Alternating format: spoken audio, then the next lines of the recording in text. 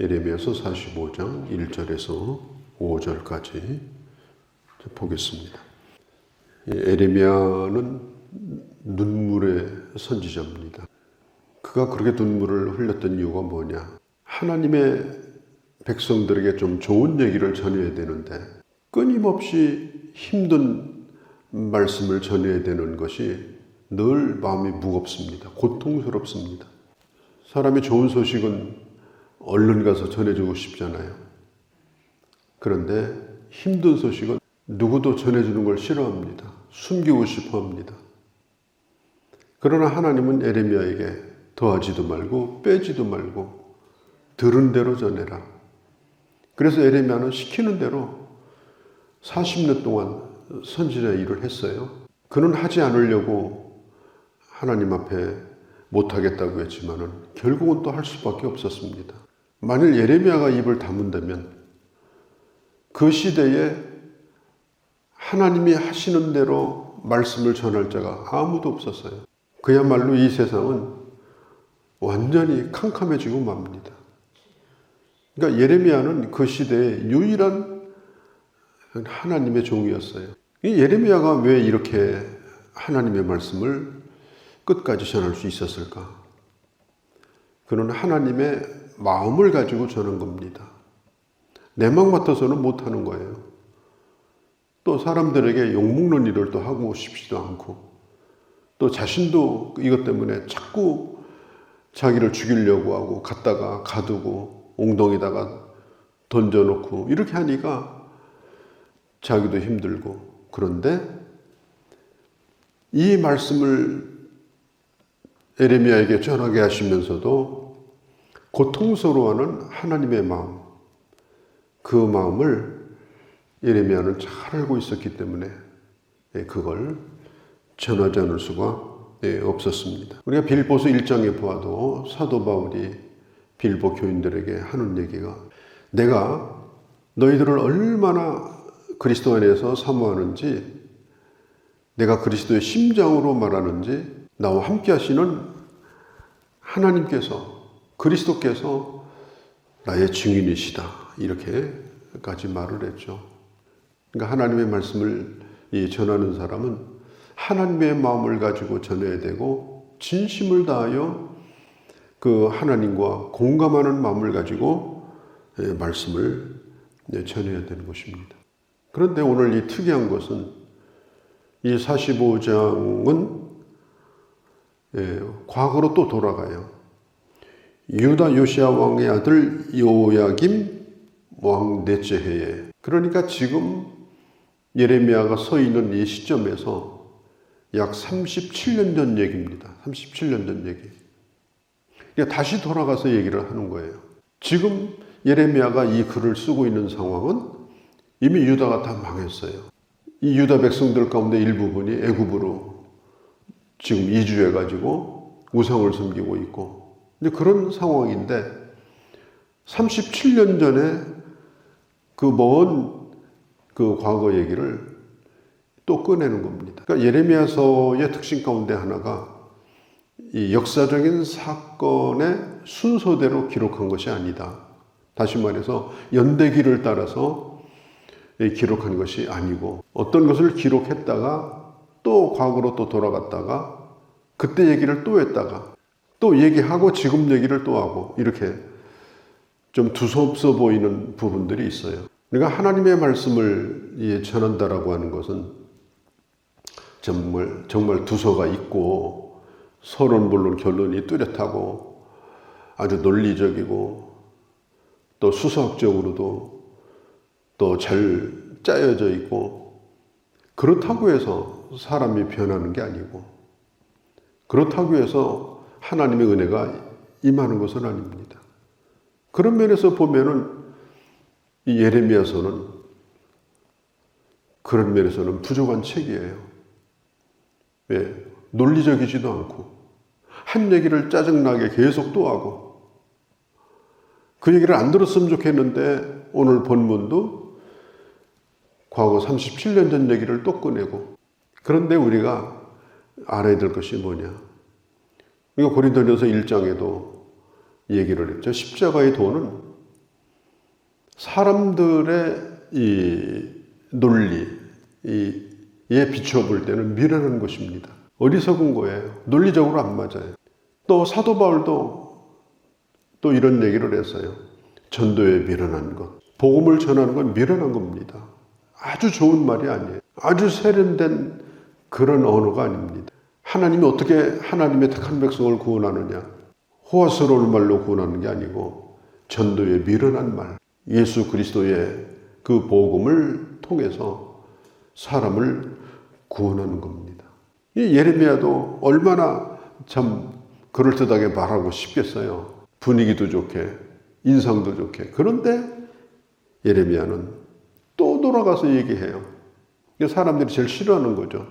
또 돌아가서 얘기하는 거. 근데 오늘 이 본문에 보면 요시야의 왕의 아들의 여호야김의 왕 넷째 해에 얘기를 또 꺼내게 되어집니다. 그때 무슨 일이 있었는가 하면 예레미야가 그때 그 뜰에 갇혀 있었어요. 연금 상태에 있었습니다. 자유롭지를 못해요. 그런데 그때 하나님께서 예레미야에게 지금부터 네가 들었던 말씀을 전부 정리해가지고 기록을 해둬라.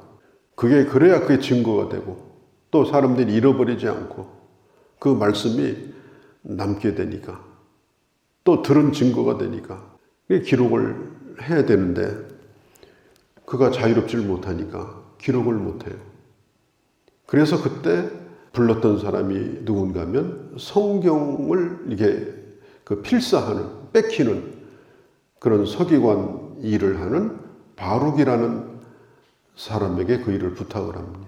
아마도 이 예레미야보다는 바룩이 나이가 좀 어렸을 거예요. 열정도 있고 꿈도 있고 그러니까 하나님의 말씀을 자기가 존경하는 예레미야가 지금부터 적으라고 하니까 얼마나 기쁨으로 적었겠어요. 그리고 이 바룩은 그동안에 예레미야가 전했던 하나님의 말씀을 자기가 적었으니까 다 알았을 거 아니에요. 그걸 전부 다 들었어요. 그리고 그 하나님의 말씀에 그는 100% 공감을 합니다.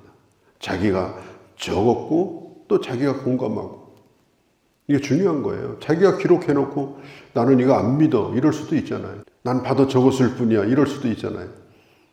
그런데 바룩은 그렇게 하지 아니하고 예레미야가 말합니다. 내가 자유롭지 못하니까 저기 그 성문 앞에 가서 이 말씀을 좀 읽어줘라. 또 성전에 가서도 읽어줘라. 그 사람들 많은 데잖아요. 예배드리러 오는 사람들, 성문 드나드는 사람들. 그런데 이 바룩이 자기가 기록한 그 말씀을 가지고 나가서 읽어줍니다. 이거 보통 힘든 게 아니에요. 그러니까 바룩은 예레미야에 주신 하나님의 말씀에 공감하고 그리고 자기 속에만 담은 것이 아니라 이제는 이 예레미야의 동역자가 되어서 예레미야서 36장에 보면 잘 나와 있죠. 동역자가 되어서 그 말씀을 낭독하는 일을 하는 거예요. 이제 그때부터 이제 바룩에게 고난의 시기가 이제 시작이 됩니다. 예레미야를 미워하던 사람들이 똑같이 바룩을 미워하기 시작하는 거예요. 예레미야를 싫어하던 사람들이 바룩을 싫어해요. 어떻게 하든지 예레미야를 제거하려고 하는데 그 옆에 사람이 하나 또 붙으니까 이게 사람들이 바룩을 그렇게 싫어해요. 그래서 뭐라고까지 얘기하는가 하면 이 바룩이 붙어서 자꾸 이게 부추기니까 더 재수없는 얘기를 더 하는 거 아니냐. 그러면서 이 바룩도 아주 나쁘게 생각을 합니다. 그러니까 바룩과 예레미야가 공동 운명체가 된 겁니다. 서기관이었지만 정말 이 예레미야의 동역자고 마음으로 신뢰할 만한 그런 사람이었습니다. 그런데 오늘 3절에 보면은 내가 일찍이 말하기를 화로다. 여호와께서 나의 고통에 슬픔을 더하셨으니 나는 탄식으로 피곤하여 평안을 찾지 못하도다. 바룩은 너무너무 많은 고통을 받아요. 마음의 고통도 있고 육체적인 고통도 있고 무엇보다도 시대적인 고통이 있습니다. 왜 이 세상은 이렇게 돌아갈까? 왜 사람들은 하나님의 말씀을 안 듣는 걸까? 왜 하나님의 종인 선지자를 예레미야를 이렇게 핍박하는 걸까? 그래서 이 바룩은 너무너무 마음이 고통스러운 거예요. 이 바룩이 이렇게 괴로워하고 있을 때 그때 하나님께서 이 바룩에게 예레미야를 통해서 하신 말씀이 바로 4절과 5절의 말씀입니다. 4절과 5절 말씀이 아주 중요한 말씀이에요. 첫 번째로 이 4절 말씀은 모든 것은 지금 하나님의 주권 가운데 있다. 되는 것도 안 되는 것도, 한 나라가 망하는 것도, 나라가 서는 것도, 건물을 세우는 것도, 허무는 것도, 심고 뽑는 것도 하나님의 주권 가운데 있다. 이걸 잊지 말아라. 이걸 생각하고 있어야 네가 덜 답답하다. 이 시대적 아픔을 겪고 있는 이 바룩에게 하나님이 하신 말씀이에요. 아주 중요한 말씀이에요. 오늘 많은 사람들이 오늘 이 시대에도 지금 답답해합니다. 이 시대가 앞으로 어떻게 될 것인가? 대한민국은 어디로 갈 것인가? 의식이 깨어있는 사람들은 너무너무 고통스러워해요. 가슴을 치며 고통스러워하는 사람들이 너무나 많습니다. 특별히 역사의식을 가지고 자기 눈앞의 이익이나 어떤 평안이나 이런 것보다도 역사의식을 가지고 있는 사람들은 지금 이런 아픔들이 견딜 수 없이 많습니다. 견딜 수 없이. 바룩도 그 시대가 바로 그러했어요. 왕도 변화가 안 되고 대신들도 변화가 안 되고 선지자라고 하는 사람은 전부 가짜고 그리고 모든 화살은 예레미야에게 다 돌리고 예레미야를 희생양으로 삼아가지고 그렇게 예레미야에게 돌리고 어떻게 해볼 수가 없는 거예요. 그러니까 이 젊은 동역자였던 이 바룩은 너무너무 고통스럽고 자괴감도 들고 도대체 내가 할 수 있는 일이 뭐냐 이런 시대에. 그래서 이 바룩이 고통의 슬픔을 더하셨습니다. 나는 탄식으로 평안함을 찾지 못했습니다. 사람들이 바룩이요 평안하세요. 주님이 주시는 평안을 누려야죠. 바룩에게는 그게 배부른 소리예요. 하나님의 말씀을 들었기 때문에 하나님의 계획을 이미 알고 있기 때문에 눈앞에 지금 나라가 망하게 생겼으니까 하루도 한숨을 안 쉬고 살 수가 없었던 겁니다. 내가 죽으면 이 나라가 살겠는가? 이런 마음이 이 바룩에게 있었어요. 때를 기다리는 것보다는 뭔가 해야 되지 않는가? 이대로 가다가는 이거 분명히 이거 유다가 망할 텐데 아무리 둘러봐도 사람이 없으니까 나 순교하고 싶다 이런 생각도 하는 거예요. 하나님께서 이 예레미야에게 뭐라고 말해요? 4절에 내가 다 계획을 가지고 있다. 건물을 세우는 것도 건물을 허무는 것도 심는 것도 뽑는 것도 내가 다 계획을 가지고 있다. 역사가 멈춘 것 같지만은 역사의 수레바퀴는 굴러가고 있다. 결코 잘못되지 않는다. 나라가 잘못되지 않는다. 내가 일하고 있다. 바룩이 한 얘기가 뭐냐면 5절에 보면 네가 너를 위하여 큰 일을 찾느냐? 바룩은 그렇게 하고 싶었어요. 뭔가 큰 일을 좀 저지르고 싶은 거예요. 뭔가 좀 해야 되는 거예요. 아니 생명을 내놓으라면은 생명도 그냥 집어 던지고 싶을 정도로 그렇게 이 시대가 답답한 거예요. 사람들은 전부 자기 이익을 생각해요. 자기 이해관계를 생각해요. 공동체 이익이라든지 나라의 미래라든지 정의라든지 그런 건 없어요. 오늘 이 시대도 대부분의 사람들은 그렇습니다. 대부분의 사람들. 그러니까 바룩은 뭔가 큰 일을 하고 싶은 거예요. 뭘 해야 되나?